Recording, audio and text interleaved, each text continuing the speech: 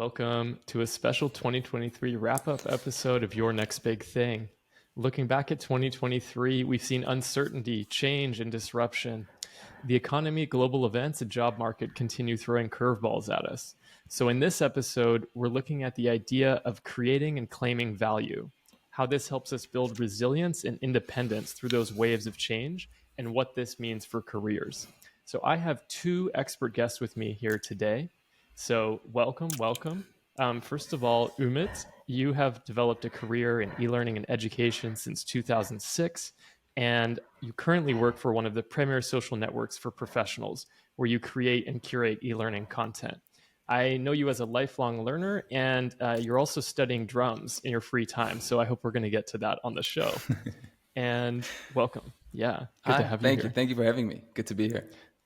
Awesome. And we also have Mik, who is a thought leader and coach for high-performance professionals on the path to financial well-being. He's the founder at Lean High Performance Academy, and he focuses on helping people capture and claim value in their compensation, development, and life conversations. So I'm excited to get kicked off with you here. We actually have all met through different phases of our careers. And before we dive into the heavy-hitting career questions, can you share with the audience how you two got to know each other? Oh, man. You want to go ahead? that alone could be a podcast, but I will try to keep it short. We met back in high school, I think in what, seventh or eighth class, grade, right? Yeah. It was eighth grade. Yeah. It was back in the first class trip that we did back to Obatawan. It was a skiing trip. And we didn't know each other. And that's where we met. We kicked up immediately, had a good vibe. We were immediately very open and honest with each other. Yeah. Is the one thing I still remember from the get-go. And from there, we just built our relationship. And funnily, we've been talking about, and Ul can expand on that. Back then, even we were talking about things that we will dive deeper in this podcast, because even back then we were talking about soft skills. We were talking about how school doesn't necessarily teach what people need to learn to succeed in business and in life. And even back then we had this strong belief that we said it is important that we know these things, that we have these communication skills, that we have these psychological skills, empathy skills, and we believe that someday, somewhere, somebody will value these skills, and now we're at this point, I hope. Totally agree. I think that really hits the nail. Maybe I can add my piece to this story, because I was new to the school. Ümit was already on the school, right? So I came, what they call in Germany, the Realschule, which is, I would say, the second best school in Germany, at least in public schools. And because of probably the grades I had in Realschule, there was someone who really invested in me, because she said, "Hey, I think that could be someone if we invest in him that could pull something big off in life. Let's take him and move him mid-school to a better school, to the gymnasium." That's how I ended up at the school. Obviously, I had a hard time to socialize. I was the only kid with a migrant background. I think that's important to say as well, at least in my class. And I had no exposure to other classes until the skiing trip that we had. And that's where I met Ümit. Ever since, and that's the note I have to put here in as well, we've been best friends for the past, how many years is that? 20 plus years. Yeah. It's been a long time. Yeah.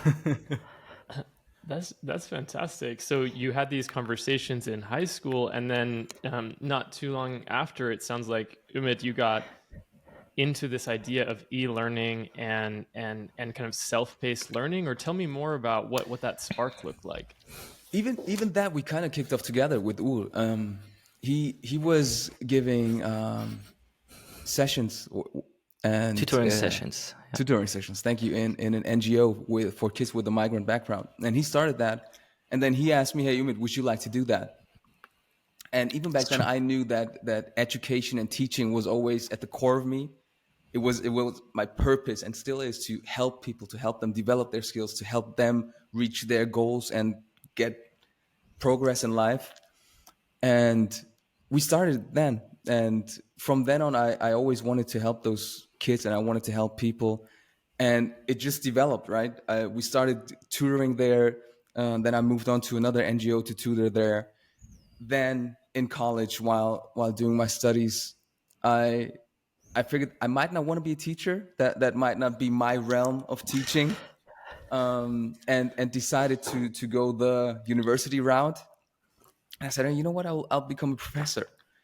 And getting to know the people there, they kind of said, you might want to rethink that. It's not the Okay. nicest of ecosystems, maybe, to put it like that. And I kind of pivoted, but always still pursuing my purpose, because during my studies I was also a working student at an IT company, and they also focused on e-learning.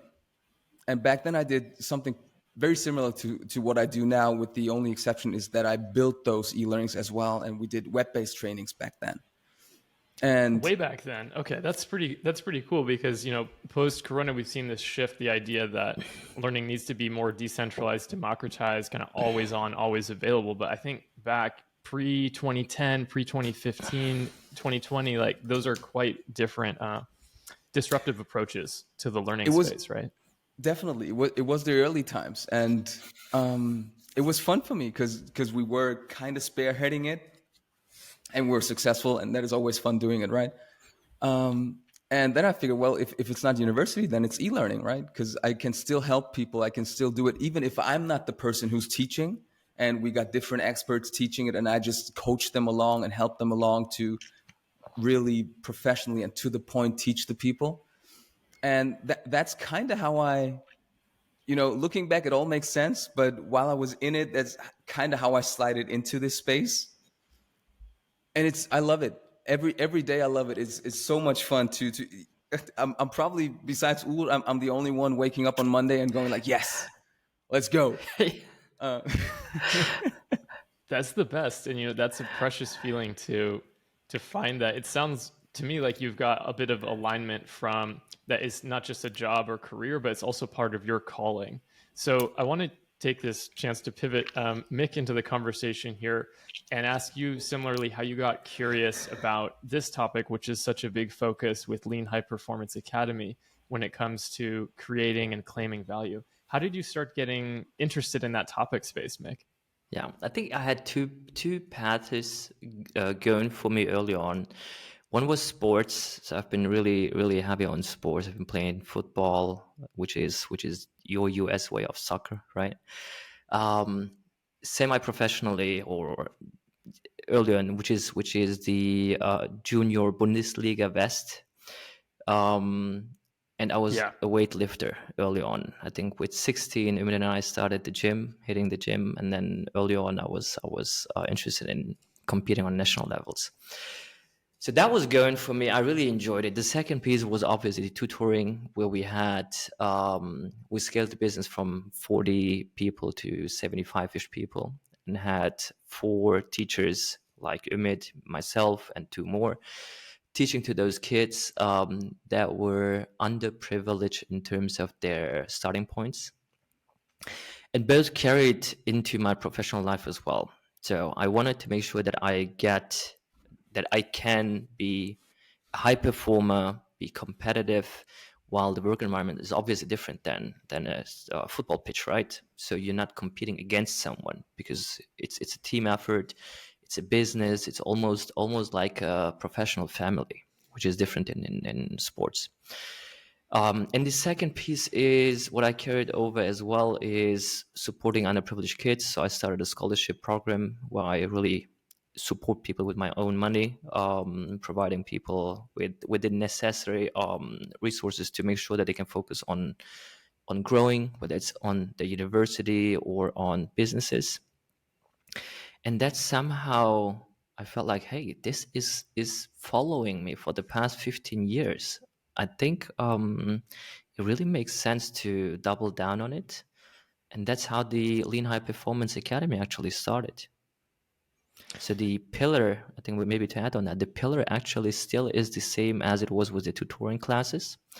We want to make sure that people who haven't had exposure to how the game works, how they can claim their value, and give them also a compass about where to pursue a life that's worth living. And those three pieces together can transform anybody from any circumstances onto probably the peak of mountains there are. So I wonder what you might define as like creating value. What would you challenge me with? So I would differentiate it in two pieces. One is your overall life aspect and how you create value, or what your actual value is. And trust me, it's not your skills. It's not the amount of books you read, how much you make. It's not. What I believe your value is the net positive impact you have on society. Full stop. In terms of professional life, obviously that is not a single currency that you can run with. So you have to create commercial value, right? And that usually is probably very well defined in either growing revenues or growing businesses. That can come through innovation, that come through being a fast follower in the market, whatever. But usually the value brand that you want to create in a business is that you want to be someone who is reliably creating growth for whomever he touches or whatever he touches. And I think that is something that is very easy to run with in conversations with leadership, with C-suite, because anything you do requires growth that you can claim future value. Should I wait for those opportunities to create value? Like, how do I find opportunities to create growth and create value? Yeah, you definitely shouldn't wait for that. And there is no age or experience level for that. Particularly where opportunities are so great, we have so much access to data. So it's pretty easy to analyze public data, whether it's on investments, on products, or on performances, to understand where something is moving outside the norm, which we call exponential growth. So that's true, it's not linear. And those are super good indicators or impulses for you to dive deep and check whether you can explore and uncover opportunities for yourself. And it can be by you creating a new vertical, creating a new product line, or creating a new revenue stream for the same product line, creating an uplift, creating a cross-sell. And I think taking that, running a pilot, proving that it works in a startup, lean startup fashion, and then once it's proven, roll it out and see whether the same path that you created it with could be applied for other verticals, other products, or other endeavors as well. And that's usually the easiest way to show that your value is exponentially greater than your individual contributor role that you've been hired for. I would maybe even want to go a step before that, as we talked about Yes, purpose. please. And I can maybe share a personal story so that you see where I'm coming from. So the second step makes sense when you found what you want to do.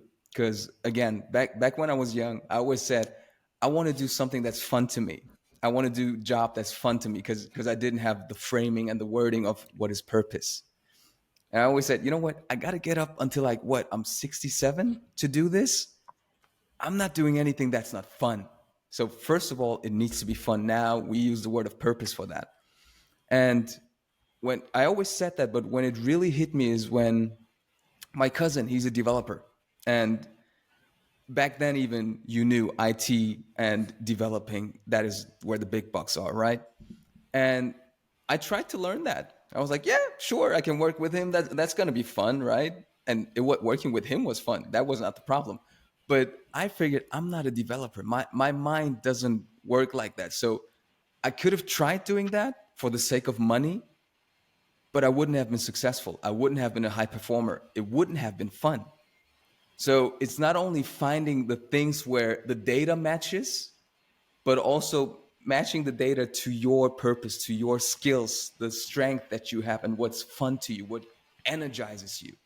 That's made me think, because people, if you ask people, what are your strengths? People are, I don't know what my strengths are. Reframe it. Ask yourself, if you do something, what energizes you? What gives you energy? And then you know what your strengths are. That's absolutely right. Apologies, Neil, for jumping in, because that super applies to me. I studied mechanical engineering. By the time, I think in the third or fourth semester, I knew I wasn't going to be a great engineer, and neither did I like the topic much. I was just good in mathematics and physics. It somehow ended up there. I wasn't bad in the studies, but I really didn't enjoy it. I hated it, actually. And once I finished university, I came back to Germany. And I knew I'd rather stay unemployed before going into a career in mechanical engineering, because I just didn't enjoy it. I knew there is no light for me in that industry, and therefore I totally agree with Ümit. So if I'm come across from speaking a working backwards approach, how you could tap into creating tremendous amounts of value, I think that also comes with you finding something I really enjoy working on. As you've both pointed out, by tapping into our values and what's meaningful and also what's energizing and fun, we can, I believe I've tried to over time better align the work that I do and the commitments and the way I design my life setup to more and more and better align with those activities. So let's take a hypothetical person and take a real case here. So imagining that I am feeling a bit stuck, and I might be thinking, okay, that's great that you guys know what energizes you, and you guys have made steps and taken steps in this direction. How can people start to get curious and tap in to discover maybe what could mean more, or where they want to go? That is a complex question. And it's a complex case. And I think something that you mentioned is the very first step, right? The first thing they have to do is reflect. You have to pause and think about it. Because if you just keep going, you might not ever know what you love, and what you're doing is not really satisfying you, or even that there's something else out, right? Because way back growing Yeah. up, I had nobody telling me work is fun. I enjoy Monday mornings. That wasn't something that I had as a mindset, mind frame. And it's probably that, to recognizing you don't have to hate your job. A job doesn't just have to be a paycheck. So that's the first thing. Stop, reflect, and understand that you're allowed to have fun. You are allowed to love your job. And not only allowed, you should. You should love your job. You should have fun at your job. And once you have that, then you're good to go. Then you can reflect, and then you can think about, okay, are there parts in my current job that I like doing? What are those parts? And then you can go from there. Yeah, I think many of them, I absolutely agree, right? I think I have a different approach from where I come. I look at the profession as a couple pixels of the overall picture. And the overall picture is much greater than your profession or skills. That's one piece. So we have to make sure that we don't overconsume ourselves with the idea of profession and having fun in profession. It's more important about, not only do you enjoy life, but do you have a purpose that's worth living, that really fuels you on your good and bad days? That's one bit. And that's your 4K picture, for example, 4K video. And then within that 4K picture, you have your profession. Ideally, you like it, right? Obviously, and you shouldn't settle for less. That's one bit. The second bit is you have to look into the bigger picture to understand where you want to go, and where you have to carry your profession and the value you create and you claim as well.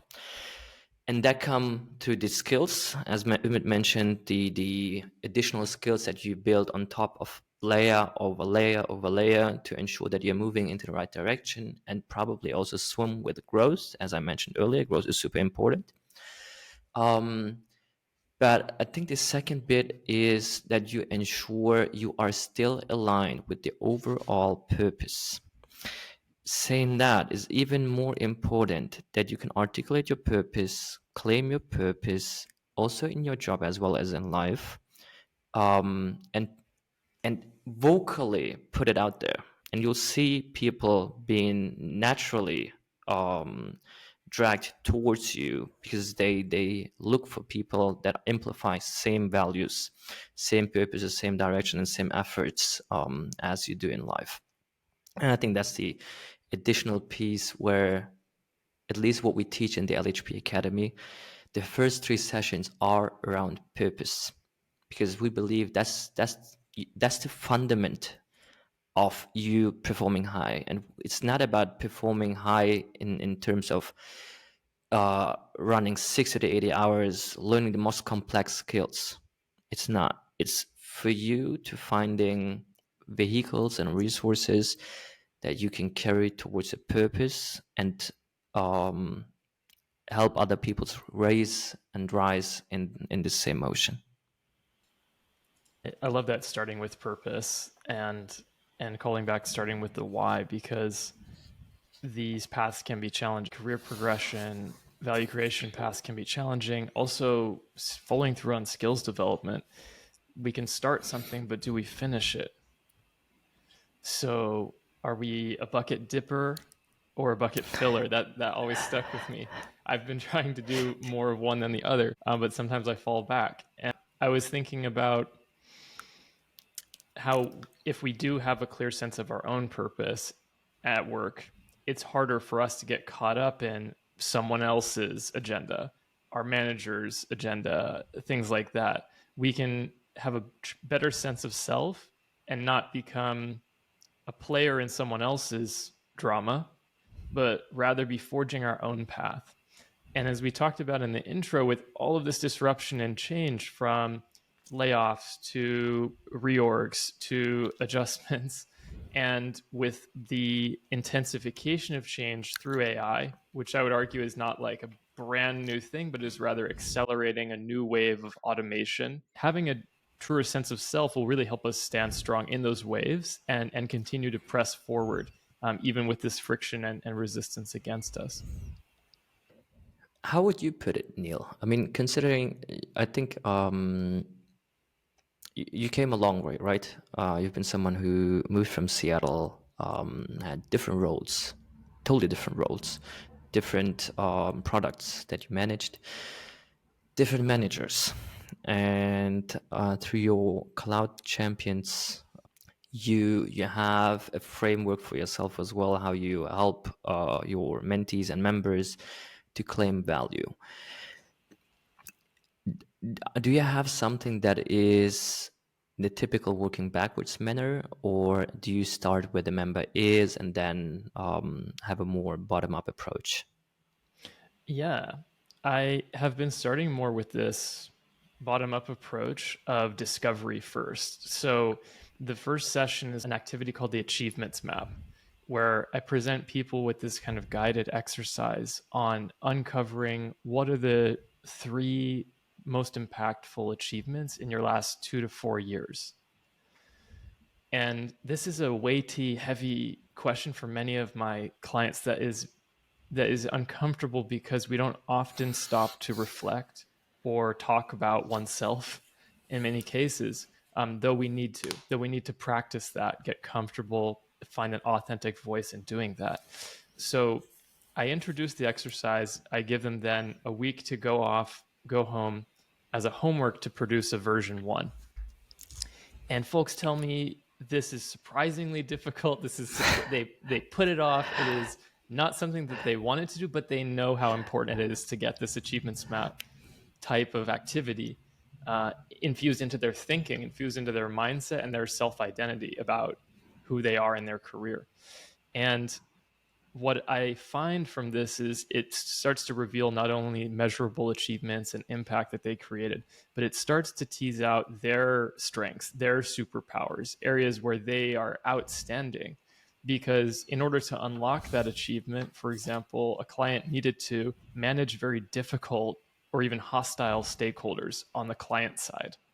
So if you've been there, if you've been in those situations, you realize that developing such experience and yes, there's a skill aspect to it, but it also you have to be able to shine and step up in those difficult meetings, those difficult situations. So I use this achievements map to give an example of how to do discovery and start to get a sense of this person's personal narrative, because narratives speak louder than resumes, right? And in terms I of like that. working backwards, I use achievements based. I help clients create an achievements based resume or CV and an achievements based LinkedIn, because when we can build That's and important. curate Yeah. those achievements in, right? Don't you want to go into a room or an interview where you have clear achievements that speak to who you are, and you just need to show up to reinforce what the audience already knows and likes about you? That's a much better entry point to a successful interview journey.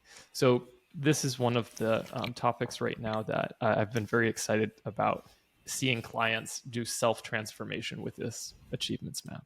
Love it. Love it. Love it. I Love, love that love it. And approach. yeah, it's still surprising to me that this is not obvious information.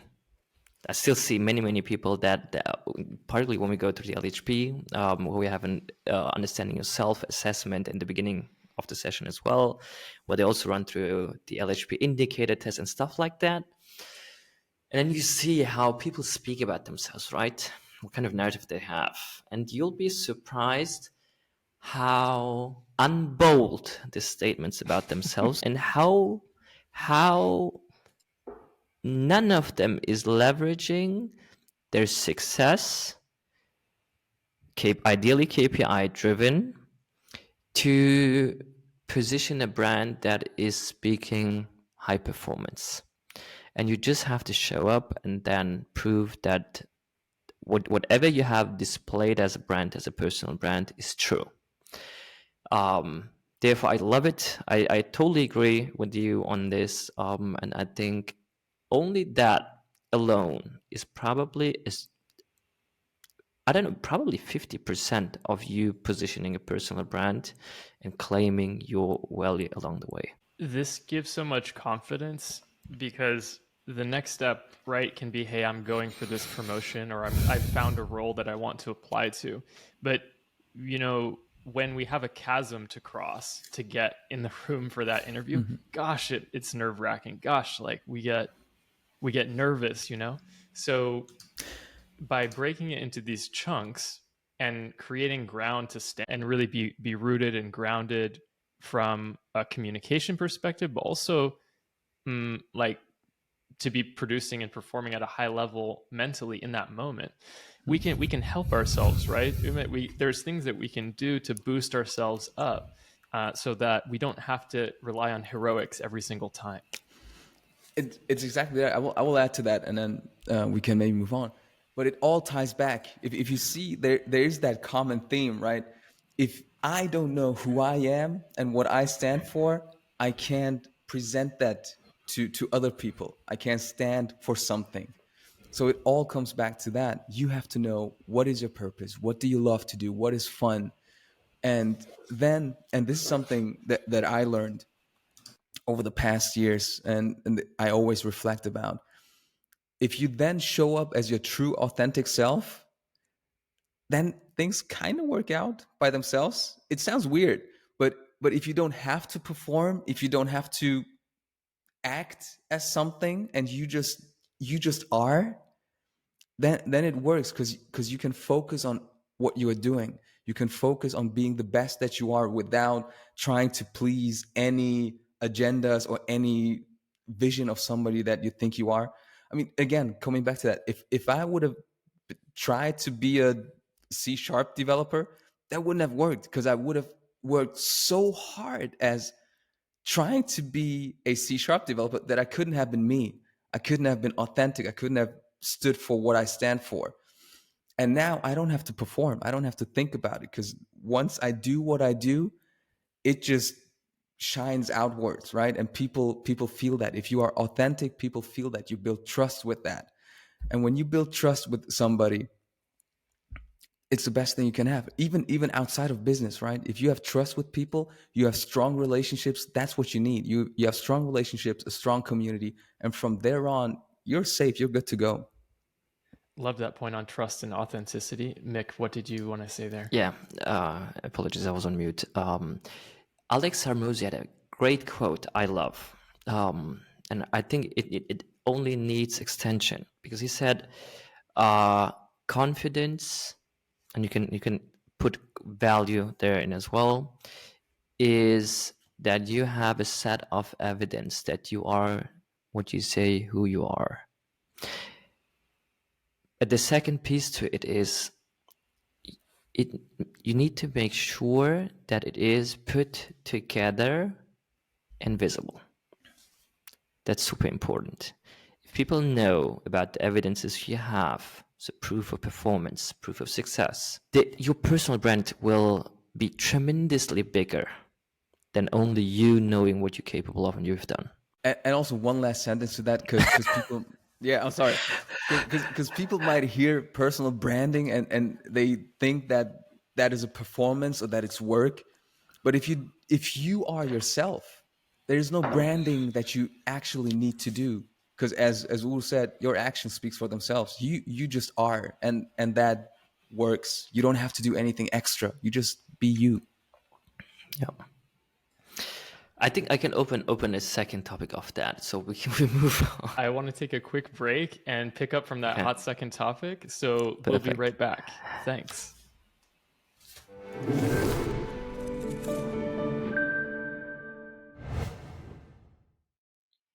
Welcome back. I'm here with Mik and Ümit, and we are rounding out the year 2023 by talking about crucial career and value development topics, and also how to stay enthusiastic, engaged, and inspired about what you do. So, Mik, Ümit, welcome back. Yeah. So, Mik, before the break, you had a hot topic on top of mind that you wanted to follow on from before. Tell me about that. Yeah. So we've been speaking about the topic of personal branding, right? And we do that with our LHP Academy members as well. And I think it's really worth mentioning. It's not about you having an advertising sign and running through the company and say how cool and great you are. That's definitely not the brand that we're speaking about. It's more about, if you do something great, and ideally you do that because you really enjoy what you do and you're passionate about changing the world,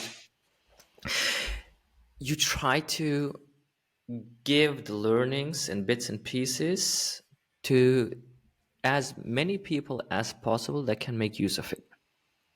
So you democratize the best practices you learned and stuff like that. And that alone is what we call the span of value or span of impact.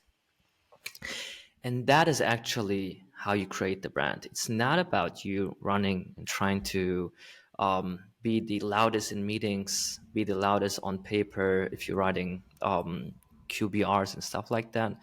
It's really trying to help people as far as you can, as cross teams, cross geos, cross organizations as you can, with the best intentions. And that's what we call personal brand.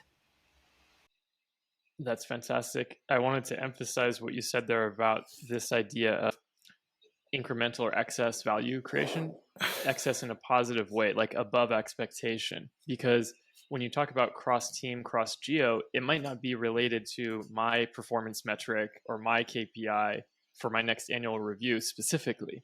But because I'm getting curious, because I'm hungry and on the hunt for novel value creation, or a novel application of some skills that I have that might be of use over here, that can be really helpful. And that, for me, Mick, sparked one of my career pivots that you mentioned earlier that actually helped me pivot into tech and cloud.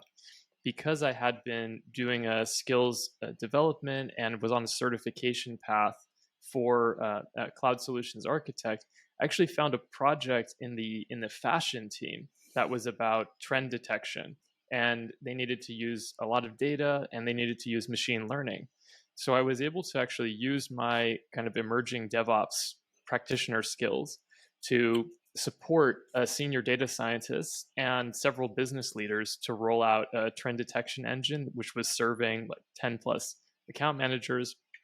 And in this is certainly not a core part of my goal, but I was able to illustrate to management why this project was a value add, and it had very trackable, measurable deliverables that I communicated with all those stakeholders. Like, hey, in order to stay in this, I want to do this. I think this is great, but I also need something from you. What I need you to do for me is help me with the reporting, help me show the value, show the impact. And by the way, business leader, can you please sync with my manager and share some of that feedback about why this is impactful for you? So in that sense, like calling back to what you said about it's not only about the data, it's like, yes, have the data, but also understand how to manage the stakeholders, understand how to communicate about the value that you're creating. Don't wait and feel unappreciated, right? Absolutely. Absolutely, totally agree. That hits the nail on that. So zooming it back to 2023 disruptions, I want to bring AI into the conversation here. So how does AI help or hurt our career progression, and does it change the way that we should think about our individual progression path? I think there's obviously roles that are directly impacted by the automation that comes through AI, yes.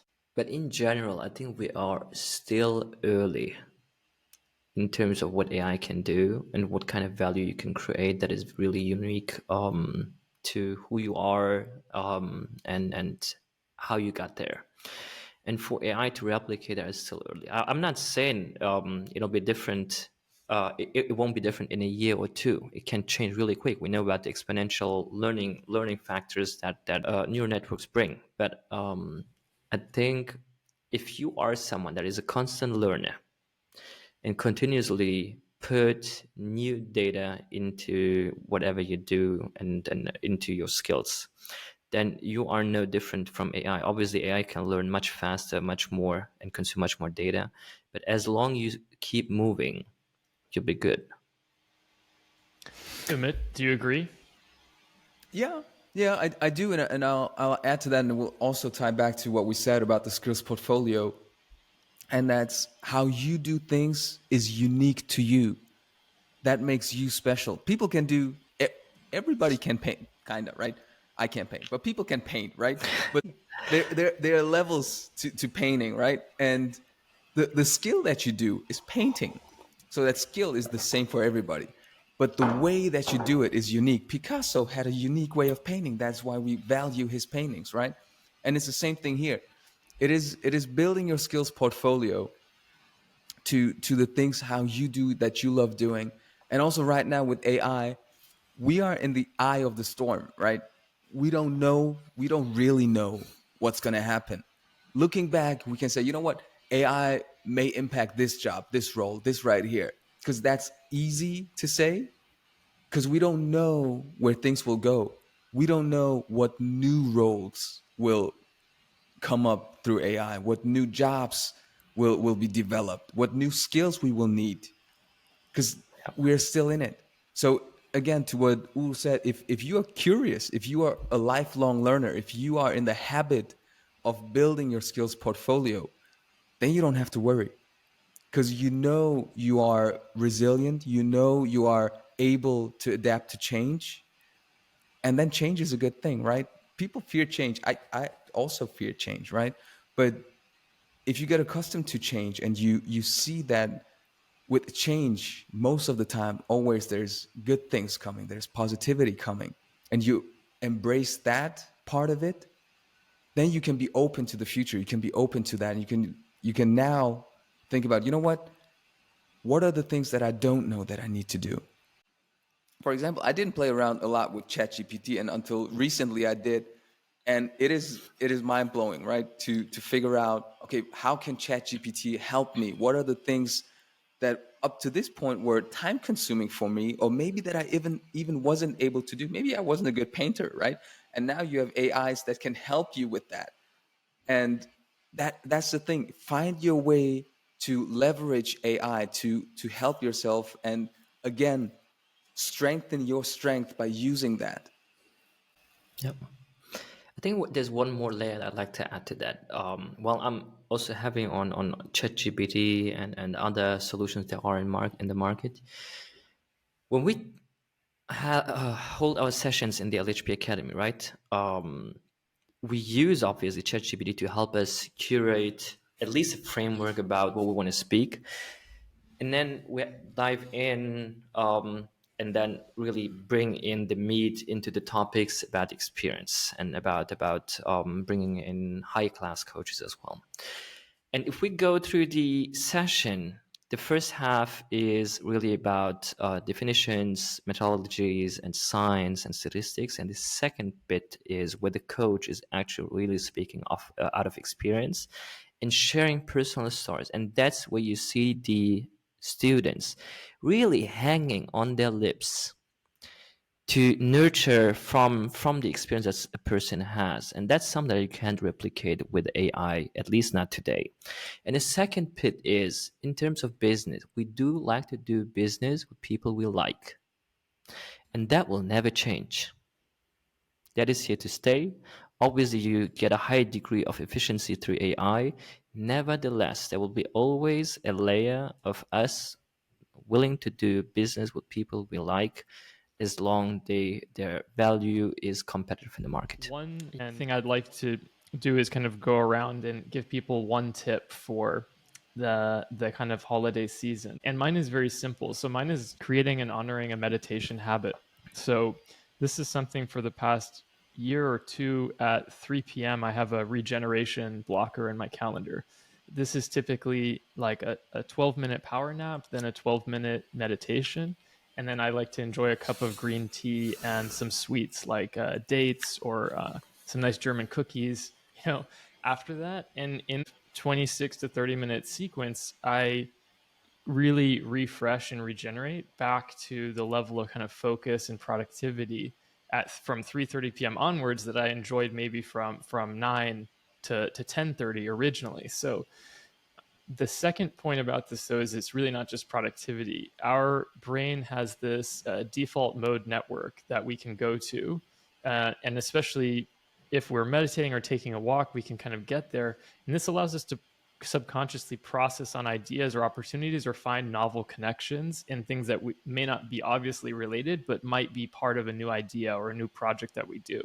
So just to conclude from my side, I love people to find a mindfulness practice or just going for a walk so that they can get either into that mindful open place or for enhanced productivity, or that they can start to seek novel connections that are going to help them going forward in the year to come. I would just love to add to yours, and then Ul can answer as I kind of jumped in. But that is one of the most important learnings that I received when I started my job. And that's when my manager said, Ümit, I don't consider you working only when you're at your laptop and typing into the keyboard. Right? And that was, she did so much by saying that to me. She opened up my mind, and because I was like, what? I work if I'm not working? That was the one thing I was like, okay, cool. Like work can be everything and everywhere if I choose it to be so, right? If I choose to be creative on a walk somewhere, if I choose to be in the cafeteria and think about something. And also what she did by that, so if any manager is listening, that this is my best practice for you, please do that, because it also showed, and that was first day-ish that she told me, it also showed me her level of trust, right? From the get-go. She paid it forward with the trust, because she didn't know who I was. I mean, yeah, but she didn't know how I would perform, if I would be a high performer or what everything would. But she just gave me that trust, and that gave me so much. And from there, who knows? Maybe if she didn't give me that paid forward trust, I maybe wouldn't have performed the way I performed, right? And I wouldn't be where I am right now. But that's it. That's what I tell managers. Please trust people. Show them that you trust them. Support them. Because that goes miles and miles and miles.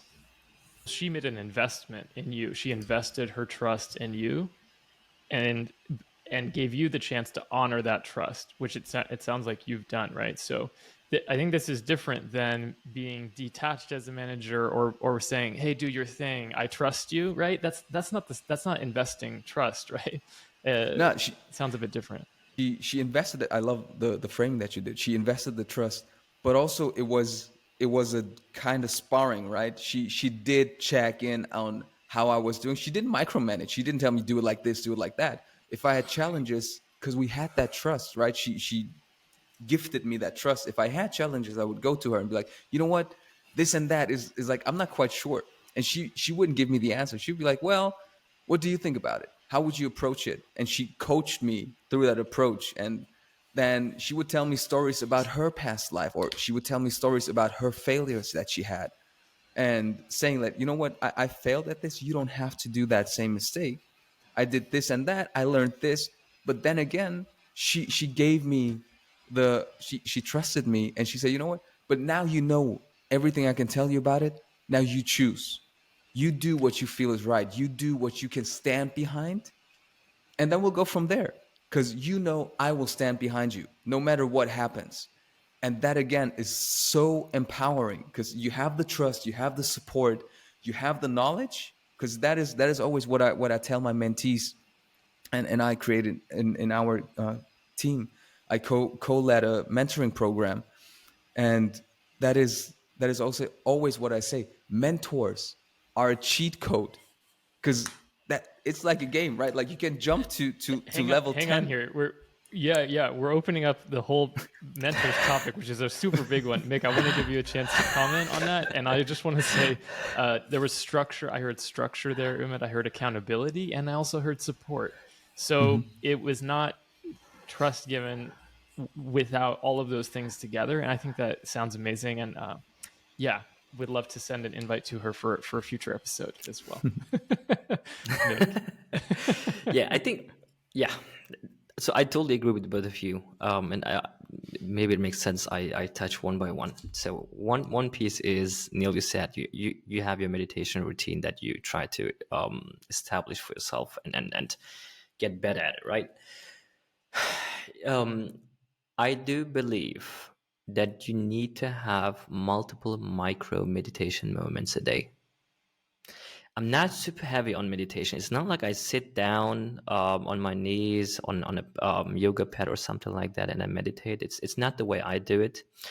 For me, I prime the day early in the morning because I have a purpose, I have a compass, I have emotions, strong emotions behind it, and I make sure that the day counts.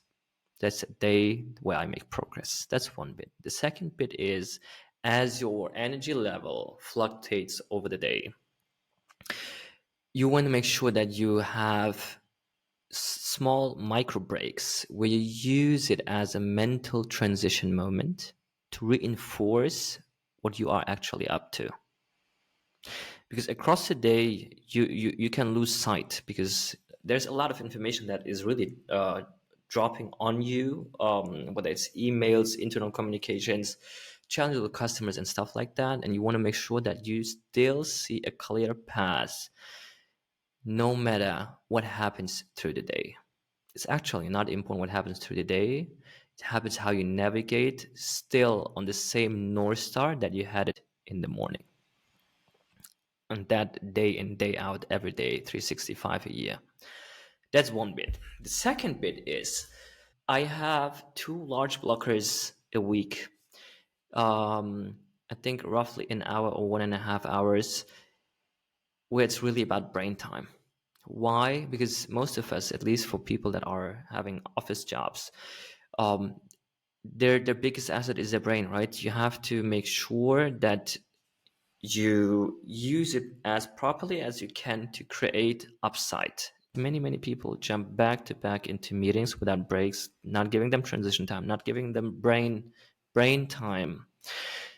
Yes. And they deliver the same results over and over again, and that there is no growth in that, or very, very limited growth. Make sure that you invest in yourself, in your brain as well, in your physical health, because that's what actually is your biggest asset for longevity, as well as on the great upsides that you can create. Don't settle for an average nutritionist. Don't settle for an average blood test. Go invest in yourself heavy. That should be your present for Christmas this year.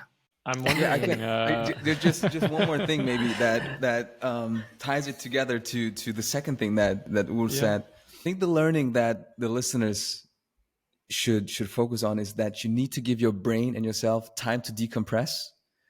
And again, as Ugur said, if if you're able to do so multiple times throughout a day, because you have to decompress. You have to decompress going from a task to a task. If you're in a business day, going from a meeting to a meeting, all of us done this, right? We had back to back to back to back meetings, and maybe by, at least for me, like by the middle of the second one, I'm out of gas.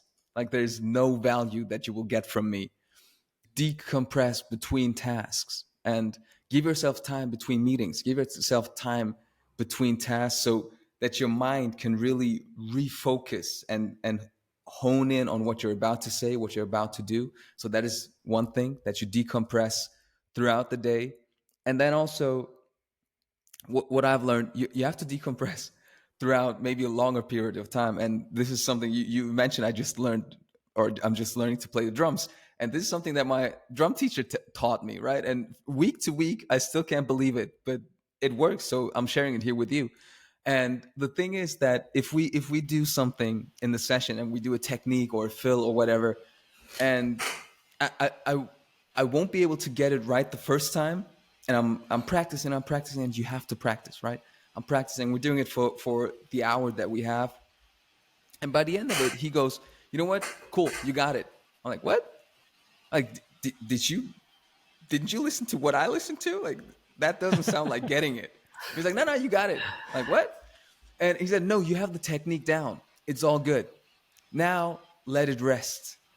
Don't practice at home. Don't think about it. Don't look at the sheet music. When you come back next week, we'll do this first thing and you will be way better."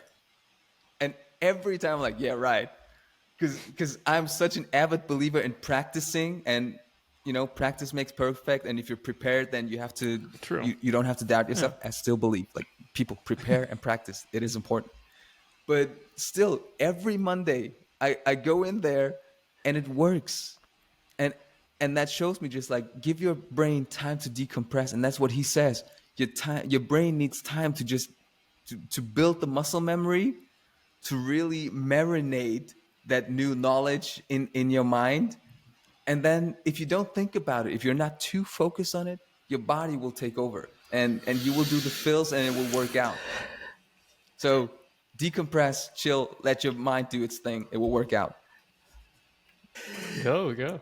Because the decompressing part and learning a technique and then letting it rest is something I think Ümit and I experienced early on in school. So when we're close to becoming, I think, 18 years old, so we started already partying, right? And if you go partying, you always need some dance moves. It sounds so stupid, I know. It's probably doesn't even tie to the idea of professional life and continuous learning. But what's the most desirable skill or dance move that you could imagine, at least for kids in the 90s? It's the moonwalk, right? And This we've is seen pre it. TikTok. Yeah. So It's we've got to. moonwalk. Yeah, Yeah, it's MJ, absolutely, the it's greatest. MJ. So as the son of a breakdancer, my father was a local champion in breakdancing. I need to find my ways to find my own moves, right? So because I was absolutely not a breakdancer, everything but a dancer. It was early years of YouTube, 2006, 7-ish, where I found the videos of moonwalking, the step-by-step tutorials. So I'm at home on the slippery ground that you find in the bathroom, Yeah. try to learn the moonwalk, up and down, up and down, up and down, and couldn't get it in. So I think after 3 or 4 days trying it, I just let it be and say, okay, I will not figure it out, so I'll leave it. And I think somehow, because I practice it so much, I randomly started doing it, and it somehow worked. And it's the same way with what Ümit said. You have to allow skills and your mental brain power to decompress something and let it rest, marinate, and somehow magically it works. And the next second you see Ümit and me in the clubs moonwalking up and down all the time. It wasn't cool. It wasn't charismatic. It didn't work for the girls, but it was fun. It has to be fun. Fun first. And this It's is true. so wonderful with the winter holiday upon us, and the importance of decompression. So I think you've each given our audiences a chance to embrace that decompression amongst all of the self-improvement work that we do, amongst all the striving that we do, to actually realize and integrate that decompression into the striving. Is that fair? It is, yeah. Awesome. I want to thank you guys for this conversation, and would love to have you I would love to get back together again soon. So thanks for making the time. Thanks for being here. Thank you very much. Thanks for having We us. It enjoyed was it fun. as well. Yeah, absolutely. Love it.